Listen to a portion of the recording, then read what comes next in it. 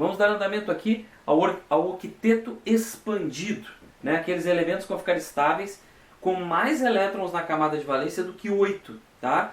Anteriormente falamos do fósforo, que pode ficar estável com 8, né? Naturalmente, fazendo o híbrido sp3, sp2 ou sp. Ele pode fazer 3 ligações simples, uma ligação simples e uma dupla ou uma tripla, certo? Não precisaria nem falar de híbridos para explicar aquilo ali, porque fazendo as ligações normalmente lá, por estrutura eletrônica de Lewis ou Lewis, vocês já resolveriam. Então, na verdade, o híbrido somente seria assim, necessário, um sofrimento atroz, né, na hora da prova, para explicar aquele fósforo que faz 5 ligações em bipirâmide, certo? Que é o octeto expandido. O vizinho dele na tabela é o enxofre, S. Então, o quadro aqui já está readaptado para o enxofre. Vamos dar uma olhadinha aqui? O enxofre tem número atômico 16. Então ele tem 16 prótons e, consequentemente, ele vai ter lá seus 16 elétrons. Fez a distribuição, ó, ele vai acabar em 3s2, 3p4, certo? Bom, o que nós temos então de importante? Ele vai fazer os mesmos híbridos, né? Ele vai fazer o sp3, só que ele tem um elétron a mais, então ele já tem 2 pares ocupados. Então ele faz só 2 ligações simples em ângulo, tá? Se vocês fizerem um sp2, ó, vai sobrar um p puro. Ao invés de fazer 2 simples, ele faz uma dupla. Cuidado que vocês devem ter aqui, que é muito importante para ele. É impossível fazer um híbrido sp para esse cara. Por que é impossível fazer um sp? Olha só, se vocês pegarem os 6 elétrons e distribuírem, os híbridos vão ficar cheios de elétrons. E vai sobrar apenas ligação para o p puro. Só que ele não pode começar fazendo ligação sigma. Ele não pode começar fazendo ligação pi. Ele tem que fazer como primeira ligação uma sigma. Isso é uma das primeiras regras que a gente aprende. Então, como ele não pode começar por ligação pi, o híbrido sp é impossível para o enxofre. A gente não vai trabalhar com isso aí, tá?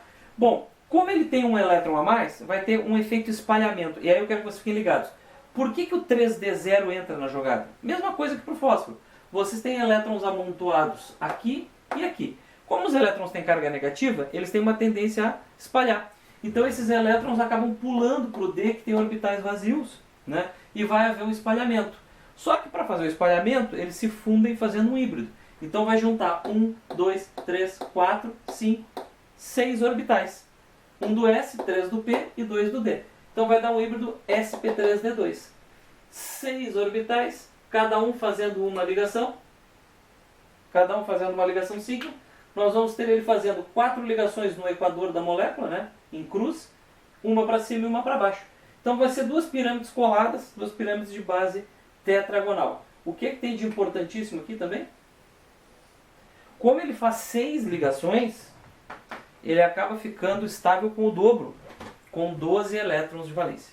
Então, os octetos expandidos e os híbridos DSP3 para o fósforo e D2SP3 para o enxofre, ou se quiserem SP3D para o fósforo e SP3D2 para o enxofre, tanto faz essa pequena versão, tá? E eles vão ser úteis para estudar isso aí, o octeto expandido. Onde é que cai o octeto expandido? Provas vestibulares difíceis, né? De alto nível, que não é o caso sim, dos mais comuns, mas é bom saber para não ficar devendo esse conteúdo aí, tá? Então sobre híbrido seria isso, nós temos o octeto contraído, o octeto expandido e os híbridos normais, né, que vão aparecer. Na verdade a gente poderia considerar todos os ametais como híbridos, certo?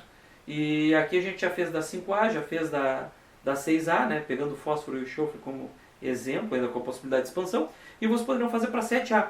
Vocês vão ver que a 7A só vai ter a alternativa do SP3 fazendo uma ligação simples, e eles não vão conseguir fazer SP2 nem SP, porque teriam que começar pela ligação π, e isso não pode, tá bem?